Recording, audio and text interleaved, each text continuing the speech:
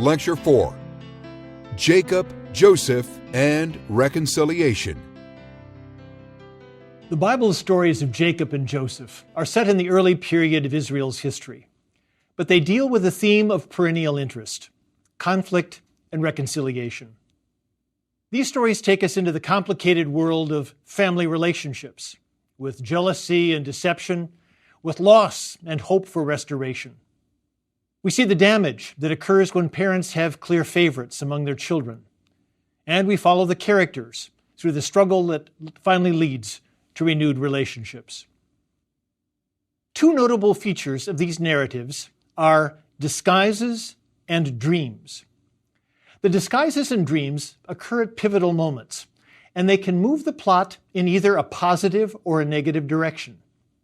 So it's worth asking about their significance. Disguises play an important role in many kinds of literature, from the epic poems of Homer to the plays of Shakespeare. And disguises can serve both positive and negative ends.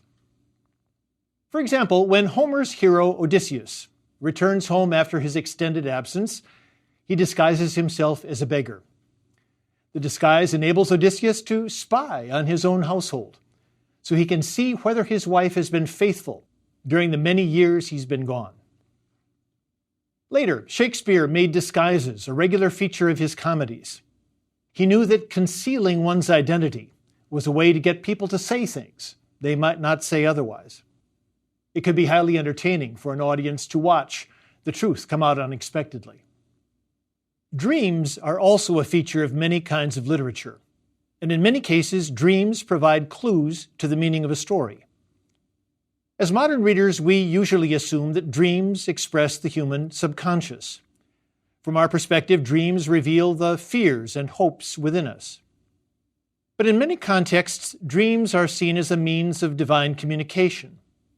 The idea is that some dreams are rather clear, while others are cryptic. But with interpretation, even cryptic dreams can disclose the will of God.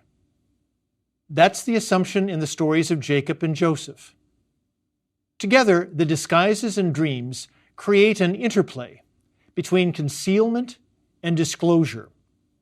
And that dynamic challenges us to ask where we see things clearly and where the truth might be hidden from view. So let's begin with Jacob, who gets his way through the use of disguise. We begin in the last half of Genesis chapter 25. The literary context is the changing of generations. Earlier in Genesis are the stories of Abraham and Sarah, who have a son named Isaac. At this point, Isaac has married a woman named Rebekah, and Rebekah gives birth to twins who are as different as night and day. The first of the twins to be born is called Esau. Esau has a ruddy, sunburned complexion, and he's coarse and covered with hair. He spends his whole life out of doors because his passion is hunting. He devotes his time to shooting wild game, and his father Isaac loves him for it. In his father's eyes, Esau, the older twin, is the rightful successor as head of the household. Now Jacob, the younger twin, is just the opposite.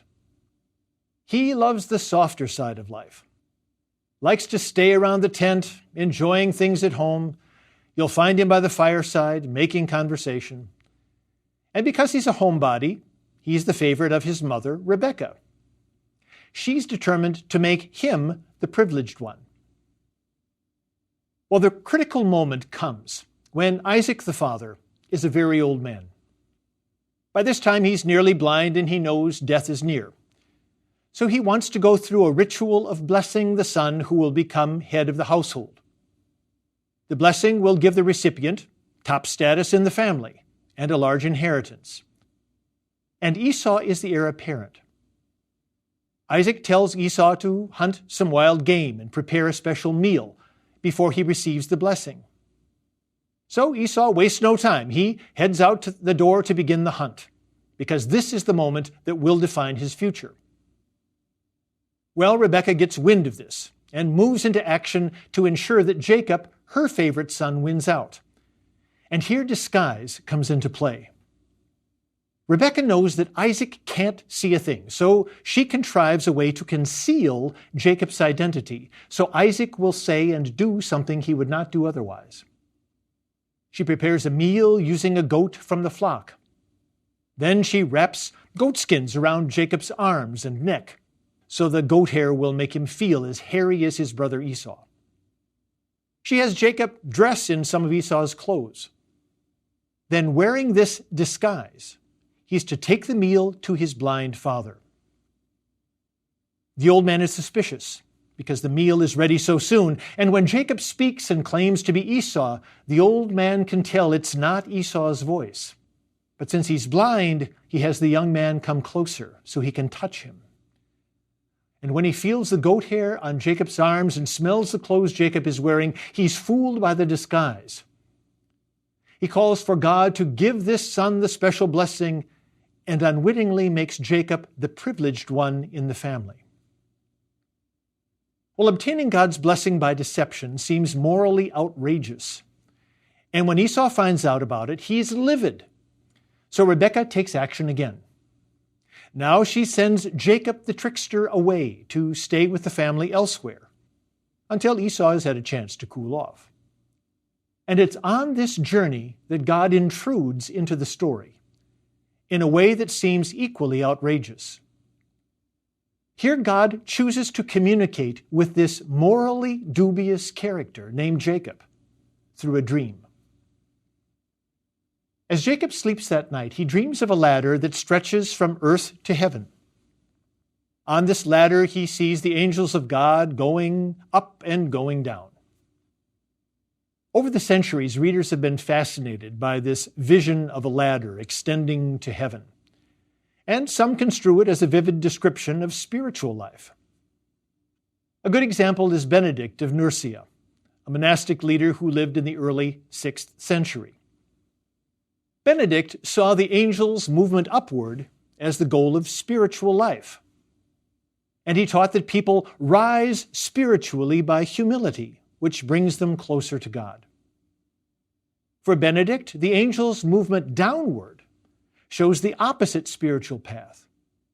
It signified the way that self-obsession draws people away from God. Now, in the narrative, of course, nothing is said about the meaning of the angels' movement. Instead, attention centers on what God communicates to Jacob. And this is what I find so striking. We've seen that Jacob gets what he wants through deception. In this context, he's running away from the conflict his actions have created at home. Yet the dream gives us a glimpse of divine purposes, which are otherwise hidden by human flaws and failings. In the face of human conflict, God's intent is for something greater. He'll bring Jacob back to the land he is now leaving. He'll give Jacob a large family, and he will even make a morally compromised person like Jacob a source of blessing for others. That's God's intent. But how that might actually unfold remains to be seen. In the second part of the story, Jacob arrives at the home of his mother's family at Haran, in what today is southern Turkey. There are 2 young women in his new household. The elder is named Leah, and the younger is named Rachel. And Jacob falls head over heels in love with Rachel. He's so taken with her that he offers to work for her father for 7 years if he'll only let them get married. And her father agrees, though he'll fulfill the bargain on his own terms, not Jacob's. Now it's Jacob who falls victim to the use of disguise. When the time comes for the wedding, Jacob goes into the tent to spend the night with his bride. What Jacob doesn't know is that his new father-in-law has slipped the elder daughter, Leah, into the tent so that Jacob sleeps with her instead of Rachel. In the morning, it's Jacob's turn to be outraged, since he's now married to the wrong woman. But his father-in-law simply shrugs and says that custom dictates that the older daughter gets married before the younger one. So if Jacob really wants Rachel for his wife, then he'll have to work for another 7 years. As a reader, I can see the poetic justice in Jacob becoming the victim of deception. After all, he tricked his own father into giving the blessing to him instead of to